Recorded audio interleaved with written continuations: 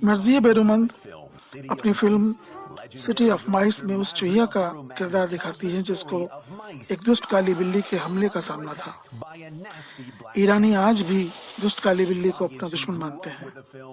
Iran के मौजूदा corona संकट के दौरान बेरुमंद का कहना है कि ईरान के वास्तविक जीवन में एक दुश्मन और भी है, वो है अमेरिकी राष्ट्रपति डोनाल्ड ट्रंप।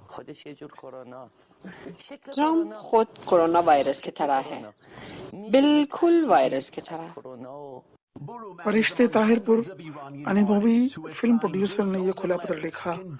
उनका कहना है कि अमेरिकी पाबंदियों ने ईरान की कोरोना से यह लड़ाई और कोशिशों पर उल्टा असर दिखाया है। उन्होंने कहा,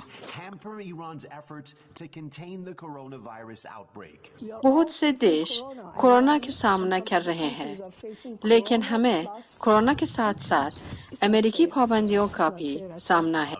अमेरिकी पाबंदियों ने जीवन बचाने वाली दवाओं व सामग्री की आपूर्ति को मुश्किल बना दिया है। दवाएं जरूरी है, कमी का नतीजा खतरनाक है। पाबंदियां हटे, दवाएं हमें मिले, ये हमारी जनता का हक है। अफसोस, अमेरिकी गैर कानूनी प्रतिबंधियों का खामियाजा इस संकट के समय ईरान की मासूम जनता भुगत रही है और विश्व का सभ्य समाज इसको खामोशी से देख रहा है।